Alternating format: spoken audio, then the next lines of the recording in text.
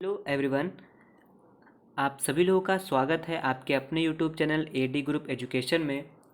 और आज से आप लोगों की डेली जीके क्लासेस इस यूट्यूब चैनल पर स्टार्ट हो रही है, जो रोज़ सुबह 10 बजे होगी। और इस क्लासेस में UPSC, SSC, RRB, government exam से संबंधित कई महत्वपूर्ण प्रश्न पूछे जाएंगे और उसका आंसर भी बताया जाएगा। और अगर आप सभी लोगों को उसका आंसर पहले से पता हो तो आप हमें कमेंट करके बता सकते हैं। तो चलिए स्टार्ट करते हैं। तो यहाँ से पहले देखिए हमारा पहला क्वेश्चन क्या कह रहा है। पहला क्वेश्चन क्या कह रहा है कि भारतीय शहरों में से कौन सा शहर पाकिस्तान के लाहौर के निकट है, यानी which of the Indian cities in near Lahore in Pakistan. तो जैसा कि आप सभी लोग को पता है कि पाकिस्तान हमारा पड़ोसी देश है और पाकिस्तान की ही एक सिटी है ये लाहौर। तो वही पूछा है कि लाहौर के निकट हमारा कौन सा इंडियन सिटीज़ पड़ती है। तो जहाँ के आप चार ऑप्शन देखिए, पहला है श्रीनगर, दूसरा है जैसलमेर, तीसरा है अमृतसर और चौथा है उधमपुर। तो चलिए इसके लिए हम लोग मैप देख लेते हैं। तो मैप से पता चल जाएगा कि कौन पास में है। तो आप यहाँ देखिए, नज़र डालिए, ये है आपका लाहौर और ये है आपका अमृतसर। और यहाँ देखिए ये दो बिंदी दिए हैं, देखिए कितने पास में हैं, दोनों बॉर्डर पे ही हैं, है ना। तो चलिए, तो आप लोग समझ गए होंगे इसका आंसर क्या है ना। तो इसका आंसर क्या है इस क्वेश्चन का। तो इस क्वेश्चन का आंसर क्या है हमारा, अमृतसर यहाँ पे राइट आंसर है। तो भारतीय शहरों में से कौन सा शहर पाकिस्तान के लाहौर के निकट है, लाहौर के निकट पूछा है ना, लाहौर के निकट। तो यहाँ आपके ऑप्शन के राइट आंसर क्या है, अमृतसर। चलिए अगला है, दूसरा क्वेश्चन देख लेते हैं। तो अगला क्वेश्चन क्या कह रहा है कि किस संस्थान में डॉक्टर एपीजे अब्दुल कलाम ने अंतिम व्याख्यान दिया था। तो अंतिम व्याख्यान का मतलब क्या, कि अपना आखिरी शब्द कहा था, उसके बाद उनकी डेथ हो गई थी। ठीक है, तो चलिए यहाँ पे चार ऑप्शन दिए गए हैं। पहला है आईआईएम शिलोंग, दूसरा है आईआईटी बॉम्बे, तीसरा है आईआईटी मद्रास और चौथा है आईआईएम कालीकट। तो यहाँ से आपका राइट आंसर क्या, आपका राइट आंसर यहाँ पे ए है, यहाँ पे यानी आईआईएम शिलोंग, यानी इसका फुल फॉर्म क्या होगा, Indian institute of management Shillong.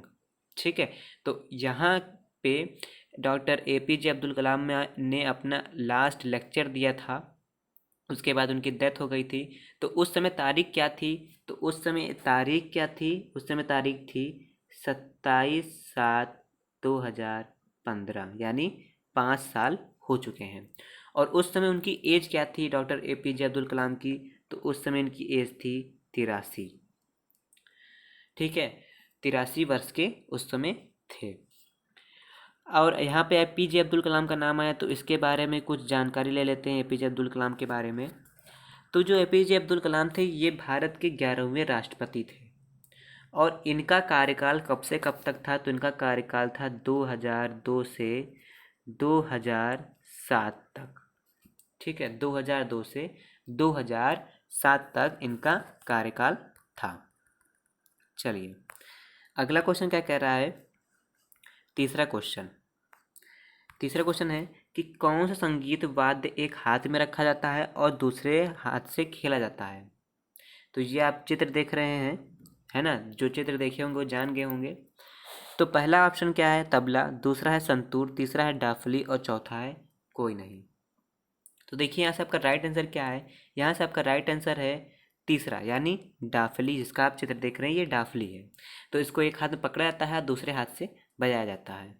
तो यहाँ से आपका राइट आंसर क्या है, आपका राइट आंसर तीसरा यानी डाफली है। चलिए चौथा क्वेश्चन की तरफ बढ़ लेते हैं। तो चौथा क्वेश्चन क्या कह रहा है कि विशाल पांडा के 90% से ज़्यादा भोजन में कौन से पौधे शामिल होते हैं। तो which plants are involved in more than 90% of the food of the giant panda. ठीक है, तो यहाँ से आपके चार ऑप्शन दिए गए हैं। पहला है बनानास, दूसरा है बोम्बो, तीसरा है कोकोनट और चौथा है नॉन।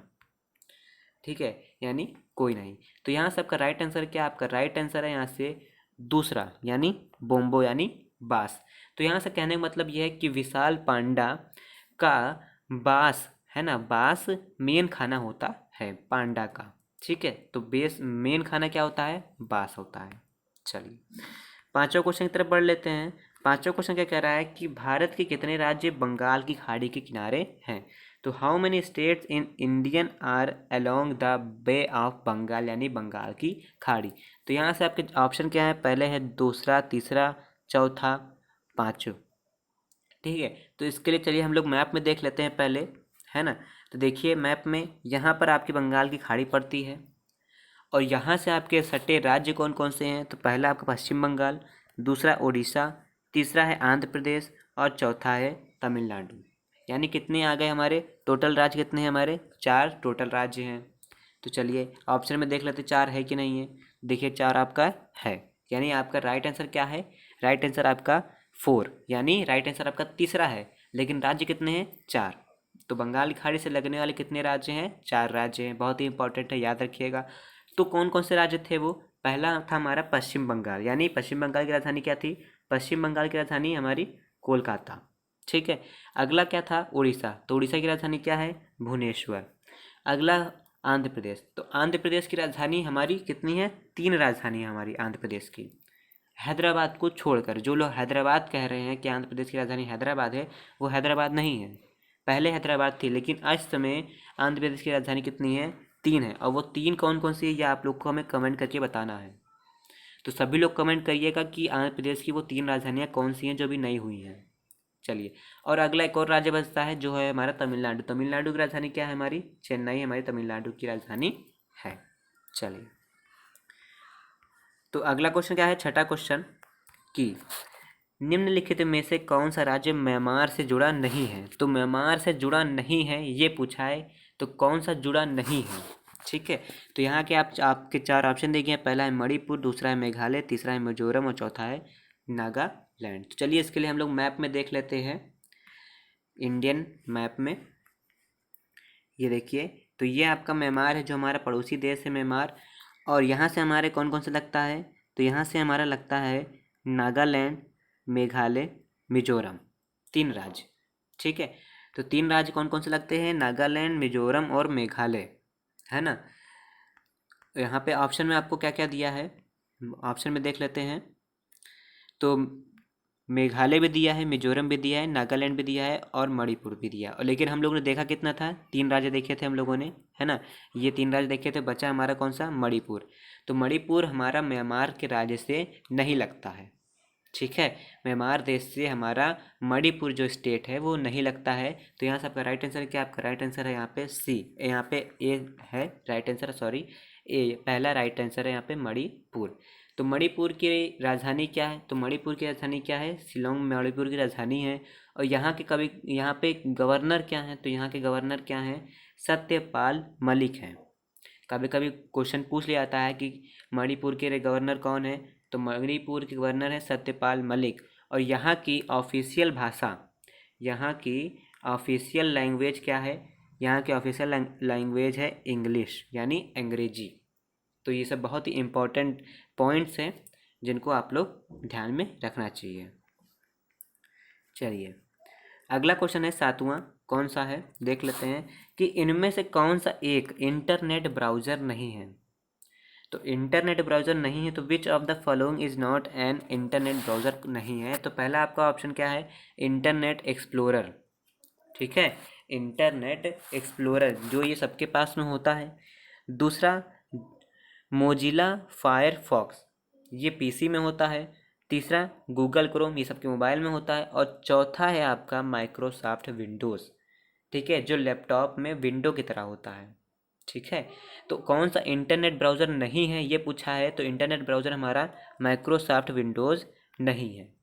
ठीक है, ऑप्शन नंबर 4 यहाँ पे करेक्ट है। चलिए अगला क्वेश्चन तरफ बढ़ लेते हैं, 8वां क्वेश्चन है यहाँ पे और बहुत इम्पोर्टेंट है यहाँ पे। चलिए देख लेते हैं कि इनमें से कौन सा अंतर्राष्ट्रीय संगठनों देशों के बीच व्यापार के नियम से संबंधित है। Which of these international organization deals with the rules of best between countries. यानी कहने का मतलब क्या है कि हम एक देश से दूसरे देश से कोई सामान खरीदते हैं तो उनके नियमों से क्या उनसे संस्था संबंधित है। तो यहाँ पे 4 ऑप्शन दिए गए हैं। पहला है WHO, दूसरा है ILO, तीसरा है विश्व व्यापार संगठन और चौथा है संयुक्त राष्ट्र। ठीक है, तो 2 देशों के बीच व्यापार कर रहे हैं तो किस संस्था में आता है? ठीक है, और ये भारत का भी एक हिस्सा है। तो पहला आपका ऑप्शन क्या है? WHO। इसका फुल फॉर्म क्या होता है? World Health Organization. तो देखिए ये हेल्थ के बारे में बताता है, तो ये संगठन के बारे में, व्यापार के बारे में तो नहीं हो सकता। अगला क्या बताता है? ILO यानी इंटरनेशनल लेबर ऑर्गेनाइजेशन। तो लेबर का नाम आया है तो ये भी व्यापार के नहीं हो सकता। और अगला है WTO यानी वर्ल्ड ट्रेड ऑर्गेनाइजेशन, विश्व व्यापार संगठन। और यहाँ व्यापार देखिए राइट है, तो मिलता जुलता है। तो यानी आपका राइट आंसर क्या है यहाँ पे? विश्व व्यापार संगठन यहाँ पे आपका राइट आंसर है। तीसरा ऑप्शन आपका राइट है। तो चलिए WHO के बारे में देख लेते हैं। तो WHO का फुल फॉर्म क्या है? वर्ल्ड हेल्थ ऑर्गेनाइजेशन है और इसका मुख्यालय कहाँ है? जिनेवा में यानी स्विट्जरलैंड। और इसकी स्थापना कब हुई थी? इसकी स्थापना हुई थी 1995 में, है ना। इसकी स्थापना कब हुई थी? 1995 में इसकी स्थापना हुई थी। अगला है ILO यानी इंटरनेशनल लेबर ऑर्गेनाइजेशन। तो इसका मुख्यालय कहाँ है? इसका मुख्यालय भी जिनेवा में है यानी स्विट्जरलैंड। और इसकी स्थापना कब हुई थी? इसकी स्थापना हुई थी हमारी 1919 में। ठीक है, 1919 में ILO की स्थापना। WHO की स्थापना 1995 में हुई थी। ठीक है, और अगला है WTO यानी वर्ल्ड ट्रेड ऑर्गेनाइजेशन। तो इसकी स्थापना कब हुई थी? 1948 में। और इसका भी मुख्यालय कहाँ है? जिनेवा यानी स्विट्जरलैंड। ठीक है, तो यानी इन तीनों का मुख्यालय जिनेवा में है यानी स्विट्जरलैंड। और WHO की स्थापना कब हुई थी? WHO की स्थापना हुई थी हमारी 1995 में। ठीक है, 1995 में। ILO की स्थापना कब हुई थी? ILO की स्थापना हुई थी 1919 में। और अगला WTO की स्थापना कब हुई थी? 1948 में। और अगला बचता है हमारा संयुक्त राष्ट्र। तो यहाँ से देखिए एक इम्पॉर्टेंट पॉइंट्स बनता है कि संयुक्त राष्ट्र दिवस कब मनाया जाता है। तो संयुक्त राष्ट्र दिवस कब मनाया जाता है ये आप लोग को कमेंट में करके बताना है हमें कि संयुक्त राष्ट्र दिवस कब मनाया जाता है। थोड़ा हिंट दे देता हूँ कि ये जो है अक्टूबर में मनाया जाता है, अक्टूबर मंथ में मनाया जाता है। लेकिन किस डेट को मनाया जाता है ये आप लोग को कमेंट करके बताना है। चलिए, तो अगला क्वेश्चन 9वां क्वेश्चन है।